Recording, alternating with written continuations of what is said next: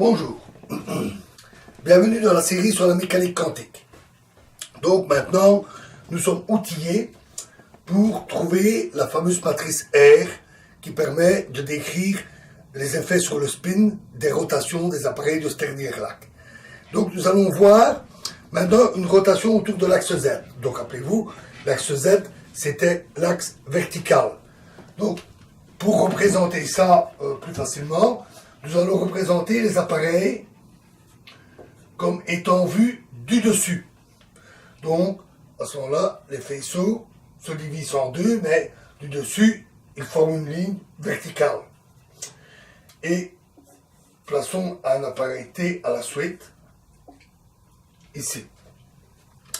Bien entendu, disposé comme ceci, si les particules passent dans le faisceau supérieur, plus, dans S, ils passeront aussi dans le faisceau supérieur T, qui est identique à S ici, dans ce cas-ci. Plaçons maintenant les appareils comme ceci. Donc, on fait tourner l'appareil d'un angle phi vers le haut. Ici, de 90 degrés. Donc, on a nos deux appareils comme ceci. L'axe est vertical et on fait pivoter l'appareil T comme ceci. Intuitivement, puisque les deux appareils sont toujours disposés à l'horizontale, avec les faisceaux séparés verticalement, les gradients magnétiques dans les appareils de Stern-Gerlach sont toujours verticaux, les particules sont déviées vers le haut dans S, intuitivement on devrait dire qu'ils devraient être déviés vers le haut dans T. Et c'est tout à fait exact. Si on fait l'expérience, c'est ce que l'on constate. Donc, on aurait tendance à en déduire que C' plus égale C plus, C' moins égale C moins. Dans ce cas-là également. Mais c'est faux.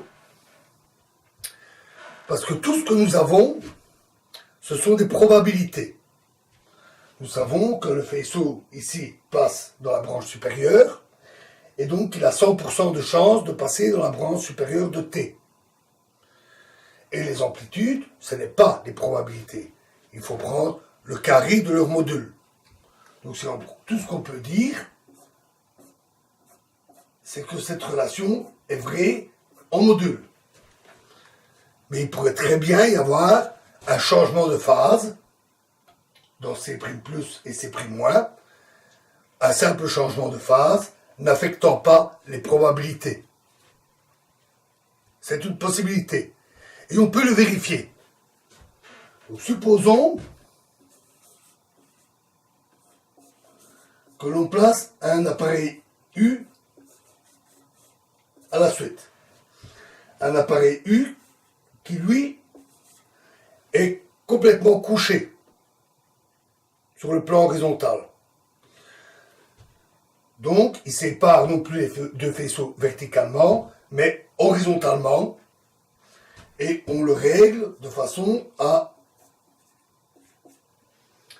laisser passer les particules dans la direction de l'axe X, qui est dans ce sens-ci sur ce dessin, et on va supposer qu'on a sélectionné au préalable des états dirigés également le long de l'axe X.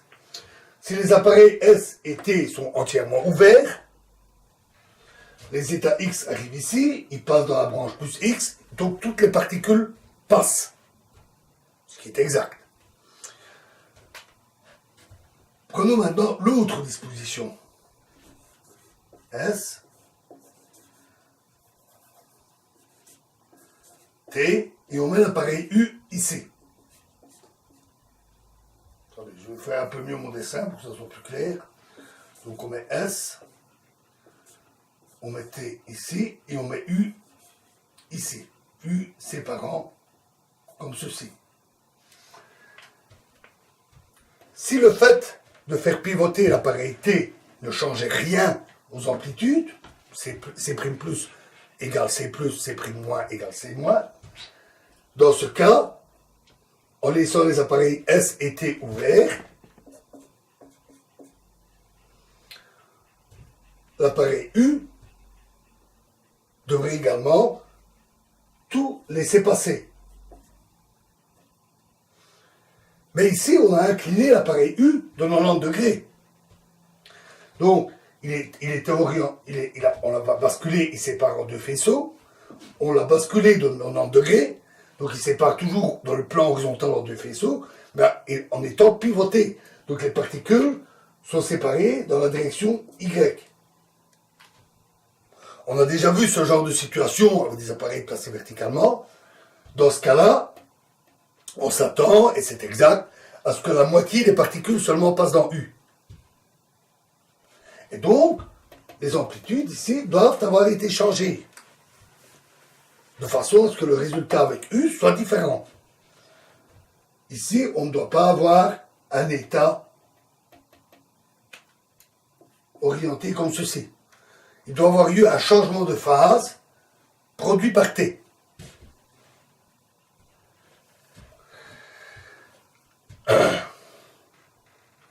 Donc, puisque en module, ces amplitudes sont inchangées, puisque les probabilités sont inchangées, la seule chose qu'on peut dire, c'est que C' plus est égal à EI lambda, un certain facteur de phase, fois C plus, et C' moins, EI mu, C moins. Mu, un autre facteur de phase, a priori, différent de lambda. En fait, ils ne peuvent pas être identiques. Parce que on peut toujours faire un changement de phase global, nous le savons, sans rien changer à la physique. Et si on fait un changement de phase global, ça équivaut à ne pas faire de changement de phase du tout. Et on retomberait sur notre problème où quelque chose doit changer quand on tourne l'appareil T dans le plan horizontal. Alors, comme on peut faire un changement de phase global, on peut toujours rajouter une même valeur à lambda et mu, sans rien changer. Donc, on peut choisir EI lambda C moins et C prime moins égale E moins I lambda, pardon, C plus et ici C moins. Donc EI lambda et E moins I lambda. Il est toujours possible de faire ce choix. Ça revient à écrire la forme normalisée que nous avions vu dans la vidéo précédente, à faire en sorte que le déterminant de la matrice R soit égal à 1.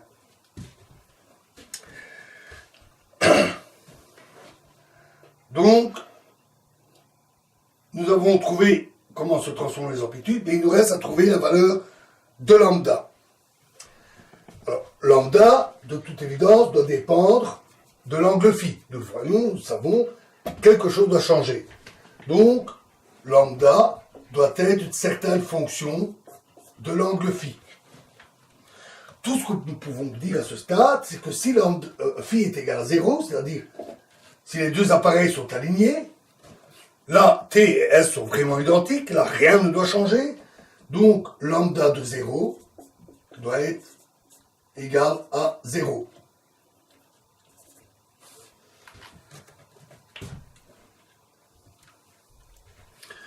Donc, lambda, c'est une certaine fonction de phi, telle que quand phi égale 0, lambda égale 0. Le changement de phase est nul dans ce cas-là. Et, intuitivement, on aurait tendance à dire que la fonction est continue. Que si on fait de petites variations de position, on obtient de petites variations de la phase. On peut même penser que c'est proportionnel. Et en fait, on va le démontrer, c'est assez facile. Supposons que je place un deuxième appareil T, on va dire S, T est incliné à un certain angle phi, T, et je mets un deuxième appareil, T', également incliné d'un angle phi par rapport à T. Donc on incline T d'un angle phi, T' d'un angle phi supplémentaire. Dans ce cas-là, on a le même facteur lambda, puisqu'on a le même angle. Rappelez-vous, c'est toujours les positions relatives qui comptent. On doit avoir, par exemple, C secondes plus à la sortie ici, égale EI lambda, C prime plus, la sortie de T. Et nous savons que, pour le même angle phi, C prime plus, c'est EI lambda C plus, donc ceci doit être égal à EI lambda fois EI lambda C plus.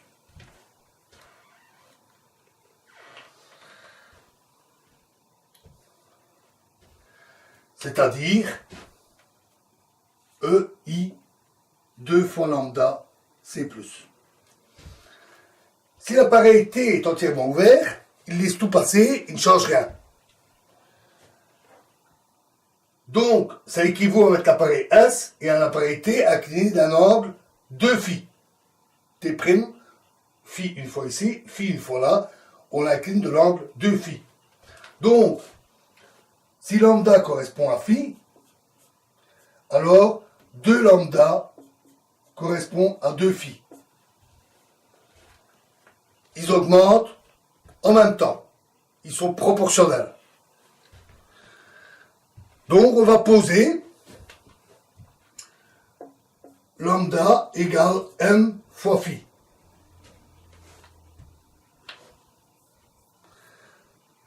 Ce qui nous donne des transformations.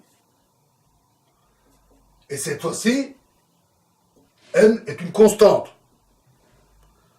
C'est un nombre fixe qu'on doit trouver. Donc on va avoir C' plus égale EIM phi, C plus, et C' moins égale E moins IM phi, C moins.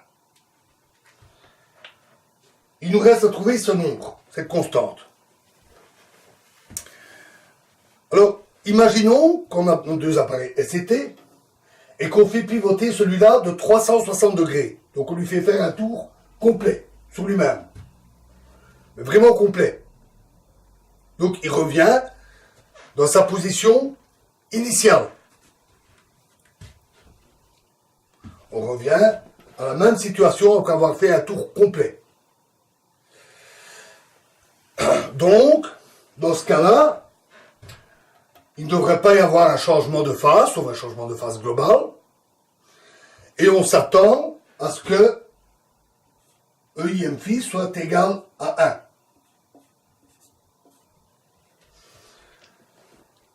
Ceci sera vrai si m égale 0, 1, 2, 3, donc un nombre entier ou nul. On sait que ça ne peut pas être 0. Parce que dans ce cas-là, lambda serait toujours 0. On retombe sur notre problème où quelque chose doit changer quand on fait tourner l'appareil T. Donc, m égale 1, 2 ou 3 ou 4, etc. Eh bien non. C'est faux. Il faut toujours se méfier avec les changements de phase. Le fait est qu'on peut toujours avoir un changement de phase global sans rien changer. Supposons qu'on prenne m égale 1. Et voyons ce qui se passe si on fait un tour de 180 degrés.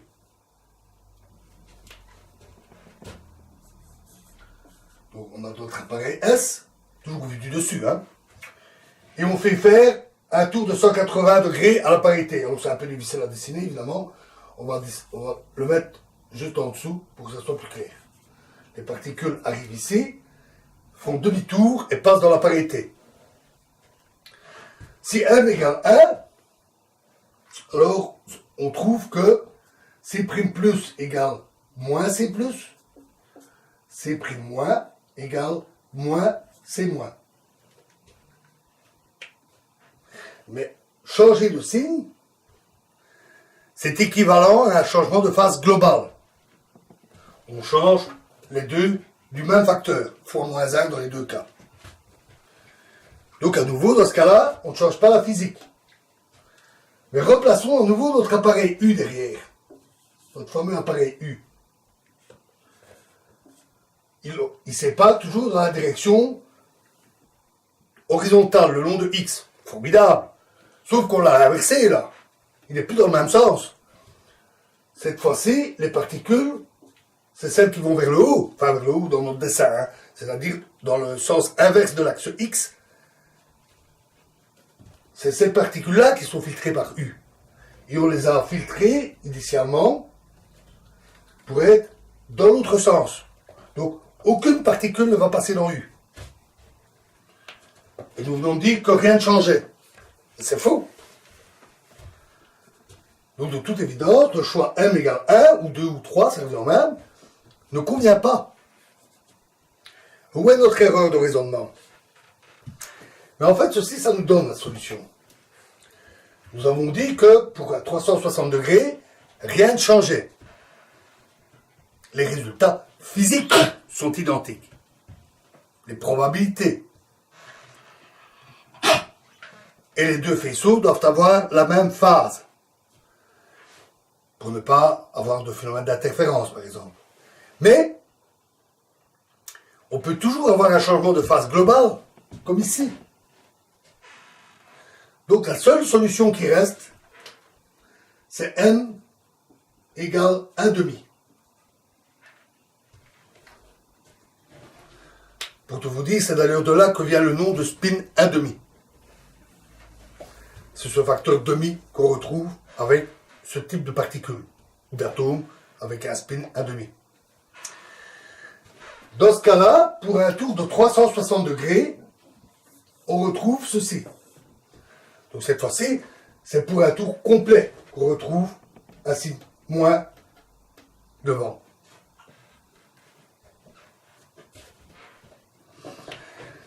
On l'a vu, c'est un changement de phase global. Ça n'a pas d'effet. Mais c'est quand même curieux, un tel changement de phase. Avec une particule, effectivement, changement de phase globale, pas de changement. Mais supposez que j'ai d'autres particules, avec d'autres appareils, et que je ne touche pas à ces autres particules. Dans ce cas-là, la phase des particules ici peut changer par rapport à ces particules. Le changement de phase est global pour la particule, mais pas pour l'ensemble du système. Dans ce cas-là, un tel changement de phase peut être détecté. Il peut avoir une influence. Et c'est vrai. Nous le verrons. Les particules de spin 1,5 ont des comportements très particuliers lorsqu'elles sont à plusieurs. Et donc, ce changement de phase, bien que pour notre cas, notre système, il n'est pas d'influence, parce que ça correspond à un changement de phase global, il est quand même très important. Et on va retrouver un signe plus seulement après un tour de 720 degrés, c'est-à-dire 2 tours complets. Ça reste curieux. C'est les curiosités du monde quantique. Parce qu'il n'y a pas d'équivalent classique à ça. Si vous prenez une voiture et vous lui faites faire un tour complet, vous retrouvez exactement la même situation. Si elle était garée dans le sens de la circulation, après avoir fait faire un tour complet, elle est toujours garée dans le sens de la circulation. Il n'y a pas besoin de lui faire faire 2 tours. Mais le monde quantique est différent, il est bizarre. Il a cette particularité.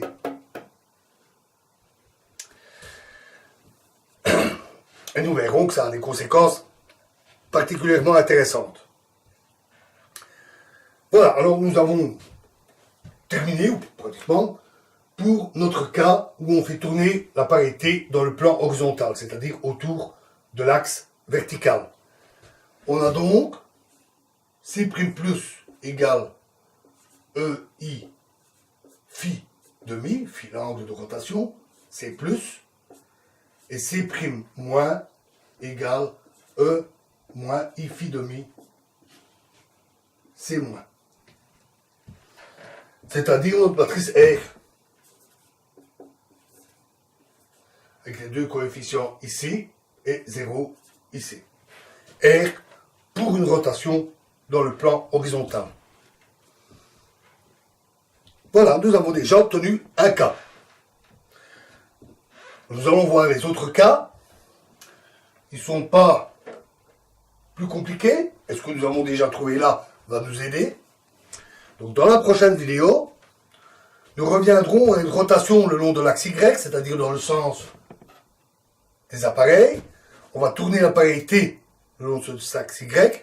On va le tourner de 180 degrés. On va lui faire faire un cul par-dessus tête. Ou de 90 degrés, c'est-à-dire le coucher. Un peu comme notre appareil U. Et en utilisant ce que nous avons vu ici, nous déduirons à nouveau la matrice R qui correspond. Je vous remercie.